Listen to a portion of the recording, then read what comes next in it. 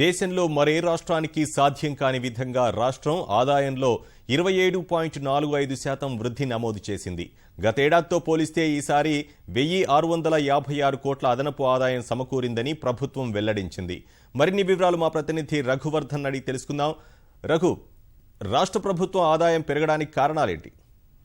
2016-17 ఆర్థిక సంవత్సరంలో మొదటి 2 నెలల పూర్తయింది. ఈ ఆర్థిక సంవత్సరానికి కానీ ఏప్రిల్ మే నెలల ఆదాయ అంచనాలు రాష్ట్ర ప్రభుత్వానికి అందాయి. ఈ నేపథ్యంలో ముఖ్యమంత్రి కేసీఆర్ ఉన్నతాధికారులతో సమీక్ష నిర్వహించారు. గత ఏడాది ఏప్రిల్ మే నెల ఆదాయాలను, ఈ ప్రస్తుత ఏడాది ఏప్రిల్ మే నెల ఆదాయాలను ముఖ్యమంత్రి కేసీఆర్ సమక్షంలో అధికారులు సమీక్షించారు.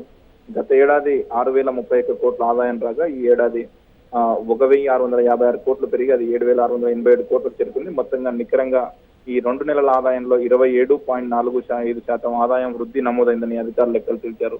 ఇది సాధారణంగా దేశంలోనూ ఎవరికి సాధ్యం కాదని తెలంగాణ రాష్ట్రం మాత్రమే ఇది అందుకుందని ప్రధానంగా చెప్పారు. రాష్ట్రానికి సంబంధించి ఆదాయం వచ్చే 10 ముఖ్య శాఖల్లో ఆదాయ వృద్ధి గణనీయంగా పెరిగినట్లు అధికారులు తెలిపారు. అన్నింటికంటే అధికంగా ఆబ్కారీ శాఖలో ఏకంగా 125% ఆదాయం పెరిగినట్లు తెలిపారు. హైదరాబాద్ నగరంలో పలు అంతర్జాతీయ సదస్సు వేదికలతో పాటు పెద్ద ఎత్తున విదేశీ పర్యాటకులు, విదేశీయులు ఇక్కడ వచ్చి బస చేయడంతో విదేశీ మద్యం పెద్ద ఎత్తున అమ్ముడుపోయిందని, దీని కారణంగా నక్షత్ర హోటళ్లు కూడా చిక్కిరిసిపోయాయని, వీటన్నింటి మొత్తంలో ఎక్సైజ్ శాఖ, ఆబ్కారీ శాఖ ఆదాయం ఏకంగా 120% పెరిగిందని అధికారులు లెక్కలు తేల్చారు. ఇదే సందర్భంలో స్టాంపులు రిజిస్ట్రేషన్ల శాఖ ఆదాయం కూడా 64% పెరిగింది. రాష్ట్ర ప్రభుత్వం నూతన పారిశ్రామిక విధానం తీసుకొచ్చి అనుమతులను సరళీకృతం చేయడంతో పాటు పూర్తి పారదర్శక విధానాలు అమలు చేస్తుంది. దీంతో పెట్టుబడులు గణనీయంగా వస్తున్నాయి. వీటన్నింటి కారణంగా హైదరాబాద్ చుట్టుపక్కల రియల్ ఎస్టేట్ వ్యాపారం కూడా గణనీయంగా పెరగడంతో స్థిరాస్తి లావాదేవీలు కూడా పెద్ద ఎత్తున జరిగాయి.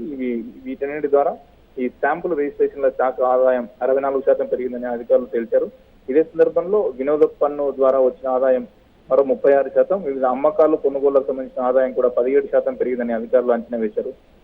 ఇవన్నీ కూడా రాష్ట్ర ప్రభుత్వం తీసుకున్న పారదర్శక విధానాలు, ఇతర విధానాల కారణంగా ఆ రాష్ట్రానికి ఒక ఆదాయం పెరిగిందని అధికారులు అంచనా వేశారు. ముఖ్యమంత్రి కేసీఆర్ ఇదే అభిప్రాయం వ్యక్తం చేశారు. ఇదే ఆర్థిక ప్రగతి కొనసాగితే వచ్చే ఈ ఆర్థిక సంవత్సరంలో గత ఏడాదితో పోలిస్తే 11,500 కోట్ల అదనపు ఆదాయం వస్తుందని ముఖ్యమంత్రి అభిప్రాయపడ్డారు.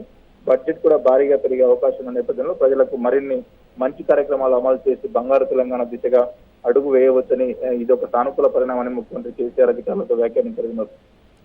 ధన్యవాదాలు రఘువర్ధన్.